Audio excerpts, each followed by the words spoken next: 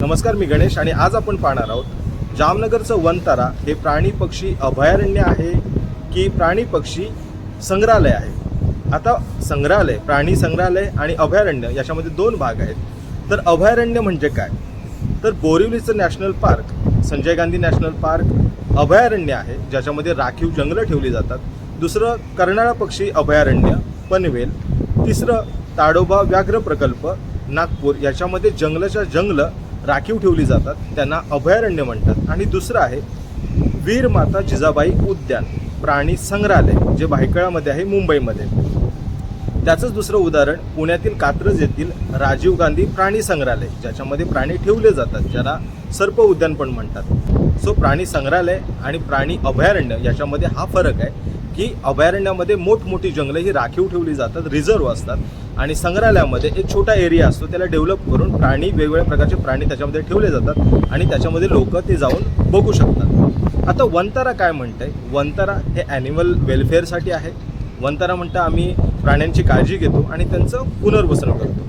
आता जर वनतारा हे पुनर्वसन करत असेल, त्यांची काळजी घेत असेल, वेगवेगळ्या प्राणी, वेगवेगळ्या ठिकाणचे प्राणी जिथून कुठे त्यांना दुखापत झाली असेल, ज्यांना काही लागलं असेल, ज्यांना काही आजार असेल, त्यांना त्या वनतारामध्ये केंद्रामध्ये आणलं जातं, त्यांच्यावरती उपचार केले जातात आणि त्यांना तिथून मग सोडून दिले जातं त्यांच्या अधिवासात। असा खरं तर नियम आहे। पण असं होतं का? वनताराकडून 1,500च्या वरती आजपर्यंत प्राणी आणले गेले आणि 1,500च्या वरती प्राणी आहेत ज्याच्यामध्ये मोठमोठ्या एरिया ज्यांना लागतो त्या प्राण्यांना, असेही प्राणी आहेत जसे की वाघ।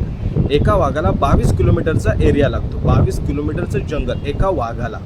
तर त्याच्यामध्ये वाघ आहेत, सिंह आहेत, जिराफ आहे, काळविटं असतील, हरणं आहेत, हत्ती आहेत, तर लेपर्ड आहेत। तर अशा प्रकारचे ज्यांना जंगलाच्या जंगलं लागतात त्यांना तुम्ही 3,000 एकरमध्ये वेगवेगळ्या कंपार्टमेंटमध्ये बनवून 1,500 प्रजातींना ठेवलेलं आहे, वेगवेगळ्या प्राण्यांना। तर हे कितपत योग्य आहे?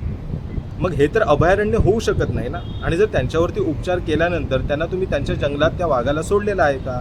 सोडणार आहात का? त्या अस्वलांना सोडणार आहात का? त्या सिंहाला सोडणार आहात का? त्या काळविटांना, हरणांना सोडणार आहात का? नाही। त्या पक्ष्यांना सोडणार आहात का जंगलात? नाही। तुम्ही त्याच केंद्रात जर ठेवणार असाल तर तुम्ही तुमची ही वनताराची दुटप्पी भूमिका होते। त्याला तुम्ही प्राणी उद्यान म्हणू शकता किंवा प्रायव्हेट एक प्राणी संग्रहालय म्हणू शकता की मला वाटलं मी प्राण्यांना जमवलं आणि त्याच्यामध्ये एरियामध्ये सगळ्यांना 1,500 किंवा त्याच्यावरती अजून प्राणी येते त्यांना तुम्ही डांबून ठेवणार। जर महादेवी हत्ती जी कोल्हापूरची आहे तिची जर शुश्रूषा किंवा काळजी घ्यायचीच होती, एवढं जर वाटत होतं, तर तिथे कोल्हापूरमध्ये जाऊन ही तिचं तुम्ही आजार उपचार करू शकलात। त्यासाठी सरकारी दवाखाने सुद्धा आहेत। सो प्राणी संग्रहालय याच्यामध्ये वेगवेगळ्या प्रकारचे प्राणी ठेवतात जिथे आपण बघायला जातो, आणि अभयारण्यामध्ये मोठमोठी जंगलं राखीव असतात, त्याला अभयारण्य म्हणतात।